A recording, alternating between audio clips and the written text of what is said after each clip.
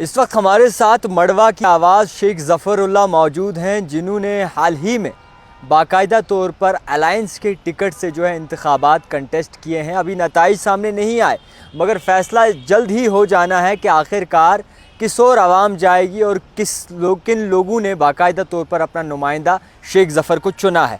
फ़िलहाल के तौर पर सीधे बात करने की कोशिश करेंगे। सबसे पहले बहुत शुक्रिया वक्त देने के लिए।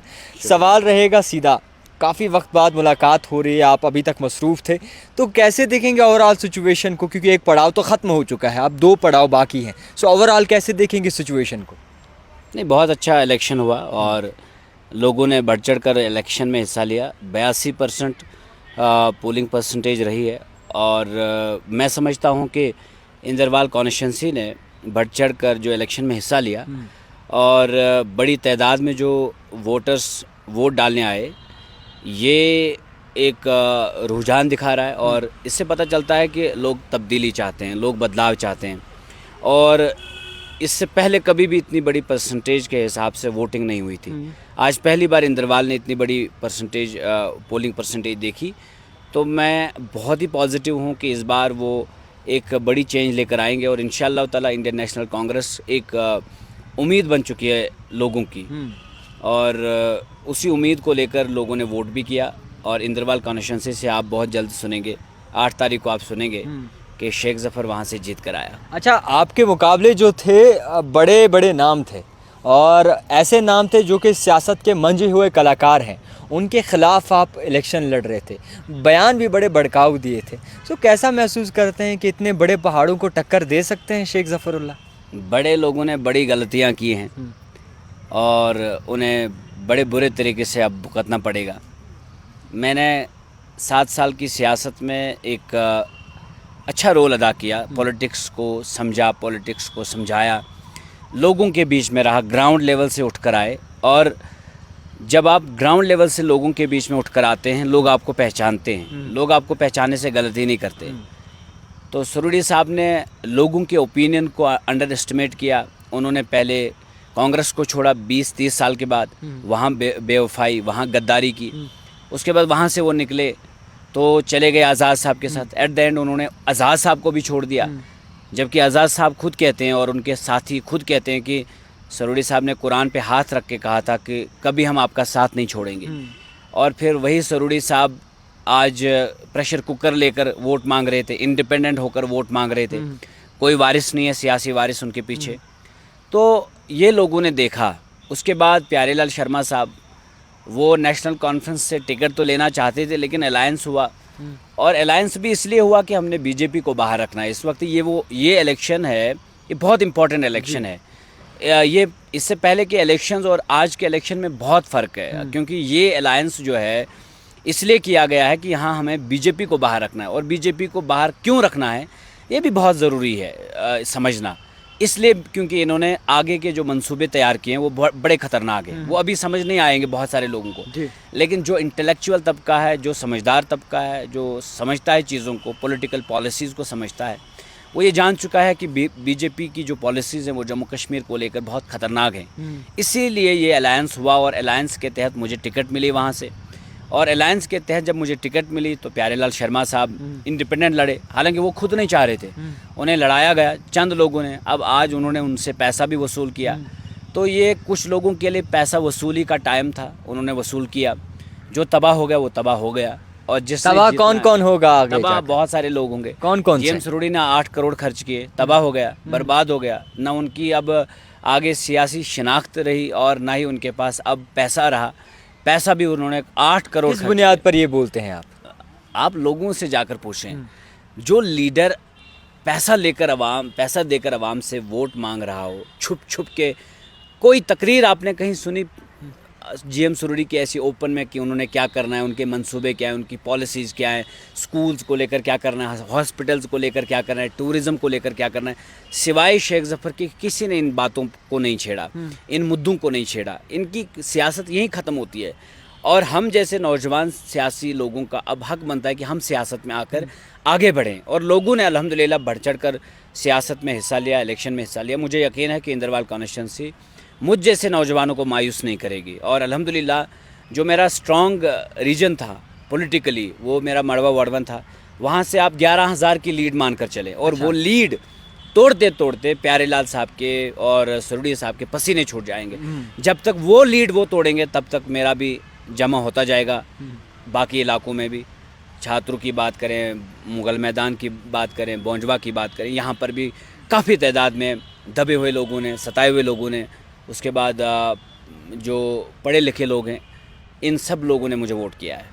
अच्छा, आपसे ये भी सवाल रहेगा, ओवरऑल अगर देखें तो इस वक्त नेशनल कॉन्फ्रेंस और कांग्रेस की अलायंस तो चल रही है, मगर निशानेबाजी एक दूसरे पे कहीं इक्का दुक्का नज़र आ रही है, और इसी के साथ साथ पीडीपी भी बाकायदा तौर पर खामोश नहीं है, वो लगातार नेशनल कॉन्फ्रेंस पे निशाने साध रही है और कांग्रेस पे।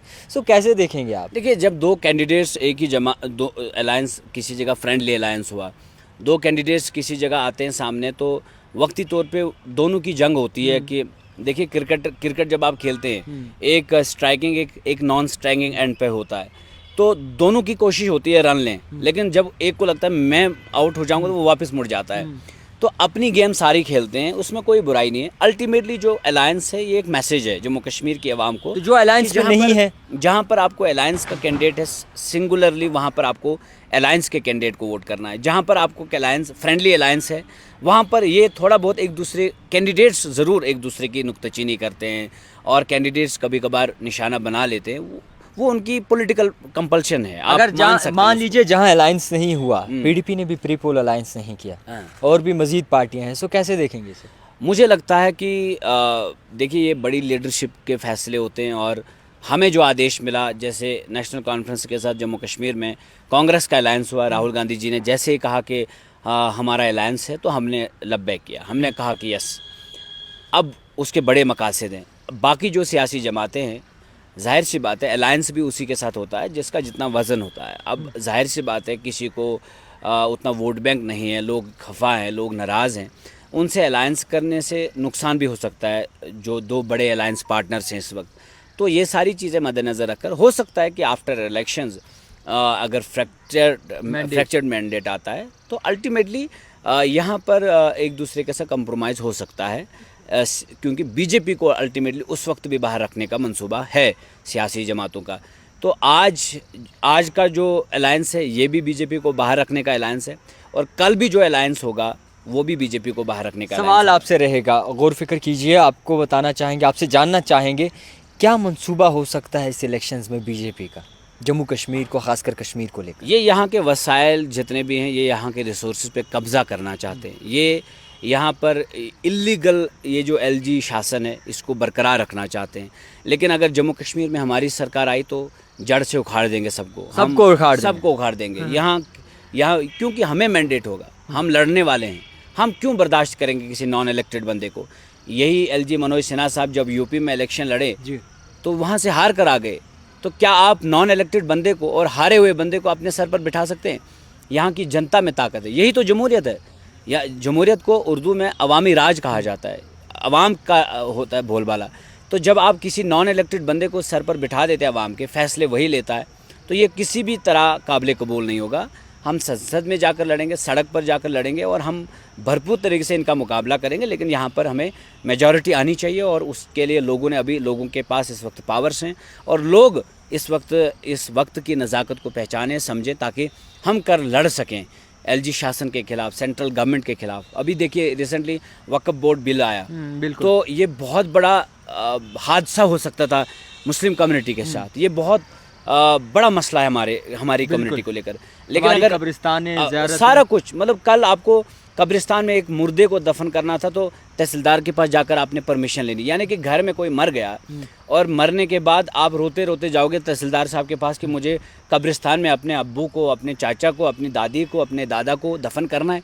क्या ये कोई बर्दाश्त कर सकती है? कोई कौम नहीं कर सकती है। लेकिन इस चीज़ को अगर किसी ने रोक कर रखा है, अपोजिशन है, स्ट्रॉन्ग अपोजिशन, इस चीज़ को अगर किसी ने रोक कर रखा है, इंडियन नेशनल कांग्रेस ने रोक कर रखा है, Rahul Gandhi leader of opposition का रोल भरपूर तरीके से अदा किए, हम इसीलिए उनके दीवाने हैं। आज इस तरह से मतलब हमारे मुस्लिम कम्युनिटी के लीडर्स जो थे, गुलाम नबी आज़ाद साहब जैसे, जीएम सरूरी साहब जैसे, ये तो हमारे लिए नहीं लड़ पाए। ये किसके लिए लड़ रहे थे? ये अपने मफाद के लिए लड़। आज़ाद साहब भी आज भी मफाद के लिए। आज़ाद साहब को तो धोखा लगा।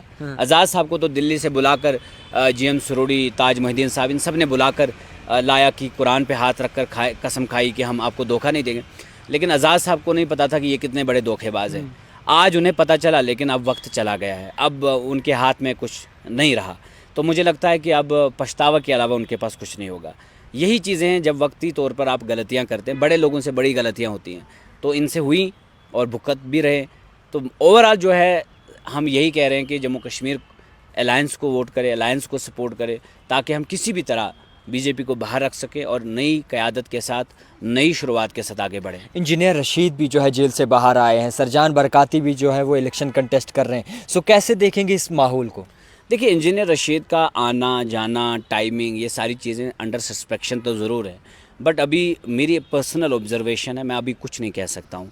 आने वाले वक्त में हो सकता है कि इंजीनियर रशीद जब वो कल सीटें जीत कर आते, 1 या 2 या जो भी वो आवाम डिसाइड करती है, तो उस वक्त भी पता चलेगा कि ये कहाँ जा रहे हैं, इनकी शर्तें क्या हैं। ये अभी कोई शक व शुबा लग रहा है आपको? बहुत सारे लोगों के बीच में शक है कि जब ओथ लेने नहीं दिया उन्हें, तो आज क्यों छोड़ा। लेकिन वो हो सकता है दिल्ली की मंशा गलत हो, इंजीनियर रशीद की मंशा गलत ना हो। अभी कबल अज़ वक्त होगा ये कहना कि वो गलत हैं।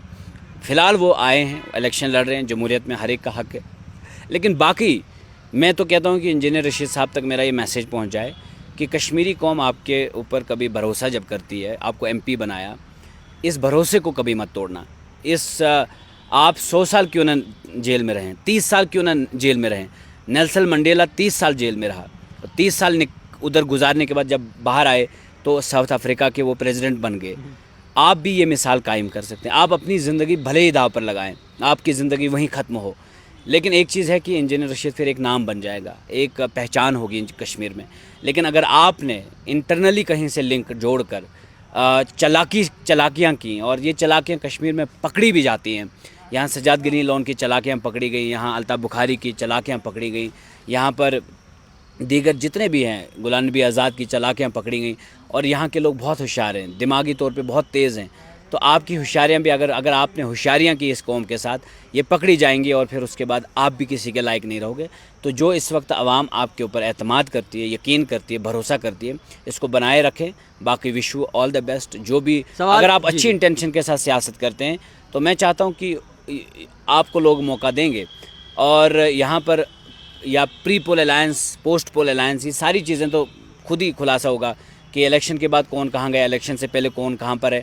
ओवरऑल जो है सबकी सियासत है, ये मैदान सबका है, सभी इलेक्शन लड़ें, लेकिन अल्टीमेटली सब जम्मू कश्मीर का सोचें। एक और सवाल रहेगा, जमात इस्लामी और हुर्रियत भी जो है इंतखाबात में आ चुकी है, जहाँ पे एक वक्त में हराम कहा था और वही अब चीज़ें जो है हलाल हो रही हैं, सो कैसे देखिए, मैं आपको बताना चाहूँगा, मैं तो जमात इस्लामी का कोई स्पोक्स पर्सन नहीं हूँ। No, I am telling you कि कैसे देखते हैं इस मैं चीज़ ये को? ज़रूर कहता हूँ कि न तेरा है न मेरा है, ये मैदान सबका है। और दूसरी बात ये है कि जमात इस्लामिया ने इससे पहले भी इलेक्शन लड़े हैं, और उन्होंने काफ़ी फलाही काम किया है, लोगों के बीच में जाकर उन्होंने काफ़ी काम किए हैं। और यही चीज़ देखकर सेंट्रल गवर्नमेंट ने उनको बैन भी किया कि वो चाहते थे कि मतलब ये डिसमेंटल हो जाएं, ये तबाह हो जाए ये जमात। लेकिन इनका काम आज भी है ग्राउंड लेवल पर। अगर आप देखेंगे तो जमात इस्लामी भी एक बड़ी जमात है। इन्होंने पहले इलेक्शन लड़े हैं, हालांकि सैयद अली शाह गिलानी साहब भी इन्हीं की जमात से इलेक्शन लड़कर जीते थे। उसके बाद फिर धांधलियाँ हुई हैं, और फिर ये उस वक्त सिस्टम से बाहर निकल कर आए और इन्होंने इलेक्शन बाइकआउट किए, इन्होंने इलेक्शन नहीं लड़े। लेकिन अब अगर इनका मन बन गया, वो उनकी लीडरशिप जाने, उन्होंने भी कुछ सोच कर ये फ़ैसला किया होगा। वक्त फ़ैसला करेगा कि कौन कितना दमखम रखता है, कौन किस पॉलिसी पे चलता है। उनकी भी कल स्ट्रेटजी आएगी। अल्टीमेटली अवाम ने ही फिर भी इलेक्ट करना है। तो कोई भी आए, कोई भी इलेक्शन में आए, अल्टीमेटली अवाम के पास पावर्स होती हैं, और अवाम जिसे चाहे उसे चुने। अच्छा, एक आखिरी सवाल रहेगा, इंदरवाल में इस बार प्रेशर कुकर चलेगा या फिर हाथ चलेगा? हाथ भी तो जब तक हाथ प्रेशर कुकर के साथ नहीं लगाओ, प्रेशर कुकर तब तक ना खुलेगा तो ना बंद होगा। तो ये हाथ चला है, ऐसा तो नहीं फट के निकलेगा प्रेशर कुकर? प्रेशर कुकर तो वैसे भी उसका वो सारा सिस्टम ख़राब हो चुका है, ठीक है। अब पुरानी हड्डियाँ बची हैं उधर अंदर, और मुझे नहीं लगता कि प्रेशर कुकर की कहीं अब सुनवाई होगी। हाथ एक उम्मीद है, हाथ का जो निशान है, ये सहारा बन चुका है पूरे जम्मू कश्मीर के लोगों का, हिंदुस्तान के लोगों का। आपने देखा किस तरह से राहुल गांधी जी के स्ट्रगल को सब लोग अप्रिशिएट करते हैं, और मुझे लगता है कि बहुत सोच समझ कर इंदरवाल में एक नौजवान को मैंडेट दिया। और मैं 32 साल नौजवान हूँ, बिल्कुल बिल्कुल। पढ़ा लिखा नौजवान हूँ। मुझे अगर मैंडेट दिया तो ये इंदरवाल की जनता को इज़्ज़त दी कि इंदरवाल की जनता को कांग्रेस ने कहा कि ये लो एक पढ़ा लिखा नौजवान जो तुम्हारी मुस्तकबिल में क़यादत इंदरवाल की आवाम का शुक्रिया अदा करना चाहेंगे। बिल्कुल चाहेंगे। और इंदरवाल की जनता ने जिस तरह से वोट किया और बग़ैर पैसों के, बग़ैर लालच के, मैंने यानी कि मेरे पास पैसा नहीं था, गाड़ियाँ नहीं थी, लोगों ने खुद पैसा लगाया, खुद गाड़ियाँ लगाई, खुद पोस्टर बैनर बनवाए, खुद सारा कुछ काम किया और इतनी बड़ी तादाद में सामने निकल कर आए और सपोर्ट की। आपने देखा कितनी बड़ी रैलीज़ मैंने निकाली और कि चाहे मड़वा वार्ड 1 की बात करें, छात्रों की बात करें, केशवान की बात करें, कुछाल की बात करें, आप बोंजवा की बात करें, हर जगह लोगों ने मोहब्बत दी। मैं शुक्रगुज़ार हूँ उन लोगों का और इंशाअल्लाह ताला ऊपर वाला उन्हें मायूस नहीं करेगा। 8 को जब रिज़ल्ट आएगा सामने तो आप ज़रूर उस वक्त कॉल करिएगा और हम आपको एज MLA उस वक्त बात करेंगे। बिल्कुल, बहुत शुक्रिया वक्त देने के लिए। अब वक्त का तकाजा है जनाब, सब चीज़ें आया हो जाएंगी। 8 तारीख को जब ये फैसला आएगा कि आखिरकार किसने लोगों के दिलों में घर बनाने की कोशिश की है, किया है, बनाया है दिल। फ़िलहाल के तौर पर देखते रहिए द टाइपराइटर जावेद खान के साथ।